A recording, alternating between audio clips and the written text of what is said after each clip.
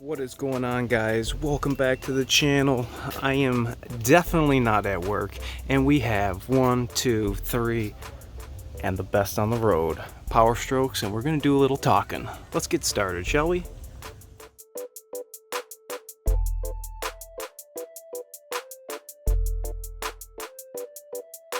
Alright, we had to do a little work today and some maintenance as always. Got to keep everything running smooth and like new. This guy is an 01 and she's got about 248,000 on it. I'd say about 200,000, 210,000. I put a trans in it. Young kid bought it, his first truck. I went on some consultations to check out some rides for him, and we came up with this 0173. Currently, right now, we got a little cattle pusher on it, but for the most part, everything's pretty clean. I had put batteries in it a little while ago. I put an alternator on and I put a water pump on it. Did an oil cooler, did a high pressure oil pump because it was leaking. What else did I do to this? That's pretty much it. But nonetheless, this was the first engine I grew up on, which was the 7.3, doing warranty repairs, warranty oil pans on these things. It's what started the foundation for my Powerstroke enthusiasm. A little simpler to work on, obviously. The non-crammed that everything is on our new trucks, but once you dissect it, it's actually not that bad. But you know, after the 7.3, we went to our first gen 6-liter. This is an 0360. We have 180,000 on this one. I replaced the engine in this about 3.5, 4 years ago. Still rocking black paint. It was a fully dressed long block, turbo, injectors, everything. This was an oil leak at the ICP sensor, and you can see definitely how some of the things have changed from engine to engine. What do we have right up here on the 6-liter? We have this charge air cooler boot. Our alternators flip-flopped. What do we got over here? We have our AC compressor, and over here we have our alternator. So we got some different characteristics, definitely different belt routing, but we got 2 intercooler tubes on this boy. We got 2 intercooler tubes on this boy. So some similarities, but definitely make way better power. We have a VGT turbo. You can see the connector over here. We do not have a VGT turbo on this. This is a fixed vane. But this is my second favorite. I'm sorry, but the dinosaurs are getting outdated. This is my backup favorite. Third place.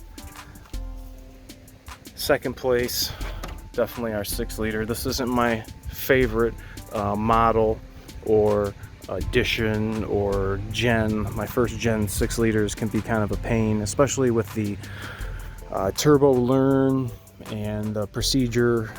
These are just really funky. We got different EGR systems on here, throttle body. You know, they wound up deleting that. So we're going from 01 to 03. Now we got an 06. And you can see this one and this one are pretty much the same. The turbo and everything is different, but the configuration is pretty much the same. Alternators in the same spot. You can see here where we had that EGR, the EGR throttle body. It's totally not even here. They deleted that from the cal and the emissions system for 04-ish, late 04 to 2010 when they were in the E series. So I have had issues with those, and they are obsolete. So if you had one, good luck trying to find parts. This guy's got a coolant filter on his. Don't usually see those on. Only a handful of trucks I have had come in with those. This guy, this has got 200,000 on it, and at 120 he had ARP head studs done. Right now he is complaining that he's losing coolant, but I have not verified that yet. I think this is maybe him spilling some. He doesn't have an EGR cooler. I didn't see any leaks, so I'm still in the midst of diagging this. Remember in the ICP video replacement, I was talking about the other ICP sensor kind. Don't use that aluminum one in that truck. Don't use the aluminum one in that truck. It will work, but it's not the correct one. Truck's in okay shape. It's got a fifth wheel. It's got a tune on it. This is my second favorite. And being an 06, you'd ask yourself, okay, so 07, 08, well, what are you going to have for 08? Nobody even wants to talk about or look at an 08, 09, or a 2010.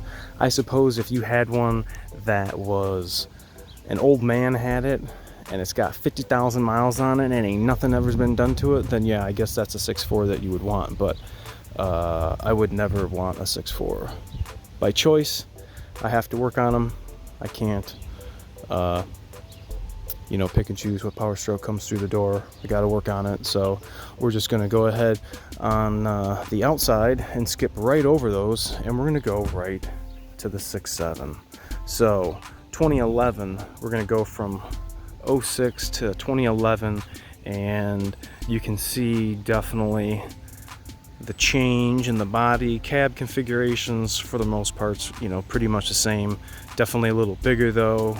Still the crew cab. This dash and interior, you know, used to be everybody's favorite, and then they went to the 11, and now the 2020, you know, we have some real big differences.